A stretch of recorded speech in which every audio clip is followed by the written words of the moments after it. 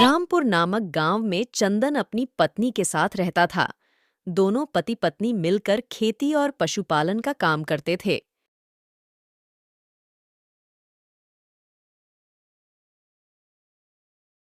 चंदन सीधा साधा व्यक्ति था। वह अपने बैल लेकर खेतों पर जाने के लिए तैयार हुआ, लेकिन तभी उसकी पत्नी सुंदरी ने रोका। अब आज भी खेतों पर जा रहे हो? आज खेतों पर बहुत काम है, पर तुम ऐसे क्यों टोक रही हो? पड़ोस के गांव में आज पशुओं का मेला लगा है। आपको वहां जाना था ना? आप बोल रहे थे कि एक बैलों की जोड़ी और लेनी है। अरे हाँ, मैं तो भूल ही गया था। मुझे बैलों की नई जोड़ी लेनी है। मेरी सुंदरी, तुम याद ना दिलाओ तो आधे काम मैं भूल ही जाऊं। हाँ तो अब देर मत कीजिए, चलिए जाइए। मैं यहाँ का सारा काम संभाल लूंगी। ठीक है, मैं अभी जाता हूँ।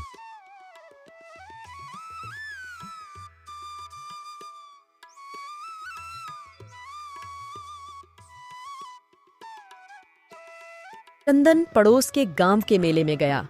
उसने 2 बैलों की एक सुंदर जोड़ी खरीदी। चंदन को बाजार में शाम हो गई। चंदन बैलों को लेकर अपने गांव रामपुर की तरफ चलने लगा। तभी रास्ते में उसे 2 व्यक्ति, बिल्ला और कालिया, मिले। वाह, बहुत अच्छे। जी, मैं कुछ समझा नहीं। तुम बैलों की बहुत खूबसूरत जोड़ी लेकर आए हो। बैलों को देखकर लगता है काफी महंगे बैल लाए हो। काफी समझदार भी लगते हो। नहीं ज्यादा महंगे खरीद लिए हैं, इसलिए समझदार नहीं है। भैया, मुझे अपने घर जाना है। मुझे देर हो रही है। रास्ता छोड़ो मेरा। अरे भैया, तुम तो बुरा मान गए हो। अगर समझदार हो तो साबित करो। जाने दो मेरे बाप, मैं बेवकूफ ही अच्छा हूँ। हाँ भाई, जाने दो इसे। वैसे भी रामपुर में बेवकूफ भरे पड़े हैं। ससुरे हमार गांव को गंवार समझते हैं। हाँ, बोलो, क्या बोल रहे हो तुम लोग? बेवकूफ नजर आते हैं तुमको क्या हम? भैया, गुस्सा क्यों हो रहे हो? तुम हमारे साथ एक खेल खेलो। अगर जीते तो हम तुम्हें समझदार मान लेंगे और पैसे भी देंगे, और अगर तुम हारे तो तुम हमें एक बैल देकर जाओगे। मैं समझदार ही हूँ। मैं खेल में जीत जाऊंगा। ठीक है, तो फिर देखते हैं। बिल्ला ने 2 पर्चियों पर कुछ लिखा और दोनों पक्षों को अपने हाथों में पकड़ लिया। उधर चंदन भी जोश जोश में उन दोनों की बातों में आ गया।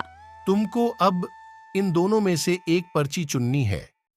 एक में हम दोनों की हार लिखी हुई है और दूसरे में तुम्हारी हार लिखी हुई है। ठीक है? थोड़ा मुश्किल है, लेकिन भाग्य पर विश्वास रख सकता हूँ। जय नल्लू बाबा की, सही पर्ची पर हाथ जाए। चंदन ने एक पर्ची चुनी। जब उसने पर्ची को खोला तो वह हैरान रह गया, क्योंकि उस पर लिखा था, मैं अपना एक बैल हार गया। हे भगवान, क्या हुआ? मैं तो गाया काम से। पढ़ो पढ़ो, पर्ची में क्या लिखा है? जी, मैं हार गया। अच्छा, इसका मतलब अब एक बैल हमारा हुआ। बिल्ला ने दूसरी पर्ची भी वहीं फेंक दी और कालिया के साथ एक बैल को लेकर चला गया।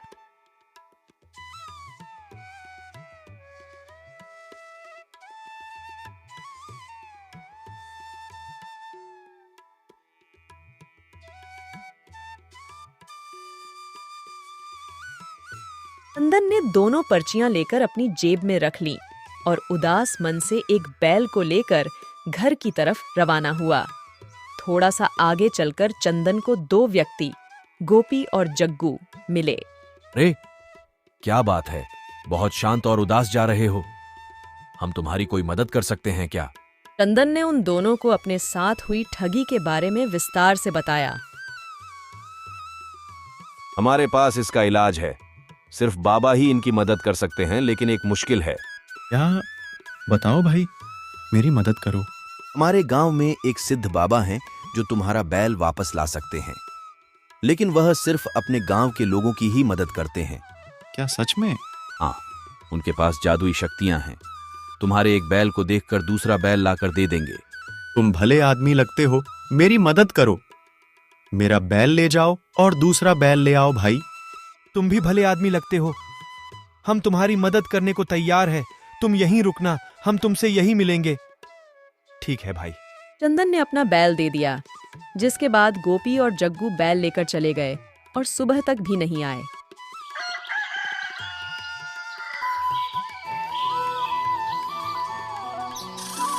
बिल्ला, कालिया, गोपी और जग्गू चारों सगे भाई थे। चंदन ने बहुत इंतजार किया और फिर वह सुबह अपने घर चला गया। उसे अकेला आया देखकर उसकी पत्नी सुंदरी ने पूछा, क्या हुआ? आप खाली हाथ आए हैं? क्या हुआ? आप क्या छुपा रहे हैं मुझसे? वो मैं बैल तो लाया था, लेकिन चंदन ने सुंदरी को सारी बात बताई और वह दोनों पर्चियां भी दी।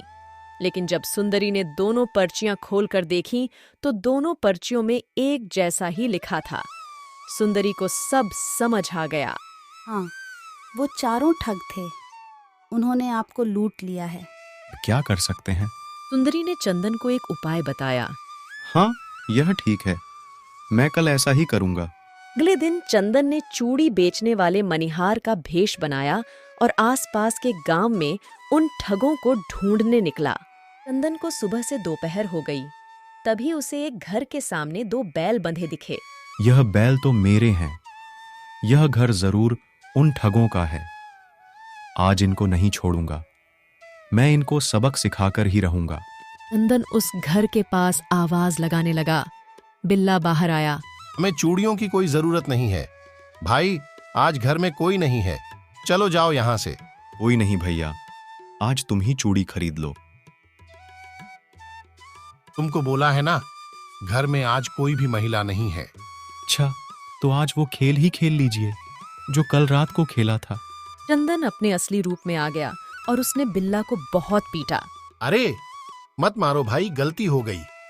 अरे छोड़ दो। आई आई बिल्ला अपनी टांगों से चल भी नहीं पा रहा था। चंदन ने मौके का फायदा उठाया और अपने बैल लेकर चला गया। बिल्ला के तीनों छोटे भाई कालिया, गोपी और जग्गू शाम को घर आए। भैया को क्या हुआ? वही व्यक्ति आया था जिसके हमने बैल ठगे थे। आई बहुत मारा है उसने मुझे, वह अपने बैल भी ले गया। अब तुम जल्दी से जाकर वैद्य जी को बुलाओ, नहीं तो मैं तो गया। अब फिक्र ना करें भैया, ठीक है, हम भी जा रहे हैं। तीनों भाई वैद्य जी को लेने चले गए, लेकिन गांव के चौराहे पर ही वैद्य जी मिल गए। कहाँ भागे जा रहे हो? कुछ जल्दी में प्रतीत होते हो। अरे, हम किसी वैद्य जी को ढूंढ रहे हैं। हमारे भाई की पिटाई हुई है, उनकी हालत बहुत पतली है, मेरा मतलब खराब है। रे राम राम, किसने पिटाई की तुम्हारे भाई की? हाँ बताओ जरा। हम हैं वैद्य, हम ठीक करेंगे आपके भाई को। अरे, तो वैद्य जी जल्दी चलिए। हाँ चलो भाई, अभी तुम्हारे भाई की तकलीफ बढ़ाते हैं। अरे, क्या बोला आपने? बेटा, मैंने कहा अभी तुम्हारे भाई की तकलीफ भगाते हैं। वैद्य जो ठहरे, हमारा काम तकलीफ भगाने का ही तो है। ठीक है, जल्दी चलो अब। तीनों भाई वैद्य जी को घर ले आए। अरे, किसका इलाज करना है? मुझे यहाँ कोई दिख ही नहीं रहा। वैद्य जी नीचे देखो, यह हमारे भैया हैं और इनको चोट लगी है। बहुत गहरे घाव दे गया कमबख्त। लेकिन एक समस्या है, मेरी औषधि खत्म हो गई है। मैं तुम लोगों को औषधि बता देता हूँ, पास के जंगल से ले आओ। वैद्य जी ने तीनों भाइयों को जंगल में औषधि लेने के लिए भेज दिया और फिर अपने असली रूप में आ गए। चंदन ने फिर से एक डंडा उठाया और बिल्ला को पीटना शुरू कर दिया और उसके भाइयों के आने से पहले ही वहां से भाग गया।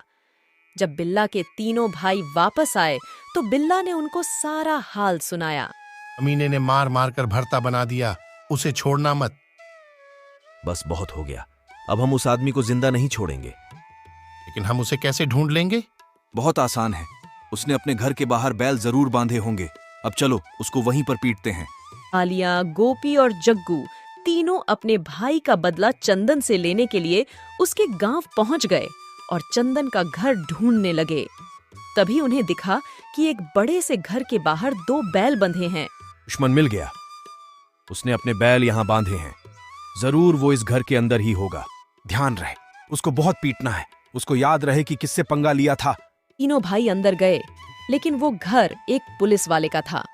पुलिस वाले ने तीनों को बहुत पीटा। तीनों वहां से जान बचाकर किसी तरह भाग गए। पुलिस वाले के घर के बाहर चंदन भी खड़ा था। मुझे पता था कि तुम मुझे ढूंढते हुए जरूर आओगे, इसलिए मैंने अपने बैल पुलिस वाले के घर के सामने बांध दिए थे। हमें माफ कर दीजिए, हम आज के बाद किसी को नहीं ठगेंगे। तुम तो सच में अक्लमंद हो। हमने तो सोचा था कि तुम्हें बहुत अच्छा बुद्धू बनाया, लेकिन तुमने हमें अच्छा सबक सिखाया है। मेहनत से काम करो, जिससे तुम्हारे साथ साथ दूसरों की जिंदगी भी आसान हो जाए। अगर किसी को ठगोगे तो तुम्हें मेरे जैसा कब कोई मिल जाए, क्या पता। चलो जी, अब मैं चलता हूं। राम राम। चंदन अपने बैल लेकर चला गया और ठगों को पुलिस ने पकड़ लिया और कुछ महीनों की कड़ी सजा के लिए कारागार में डाल दिया।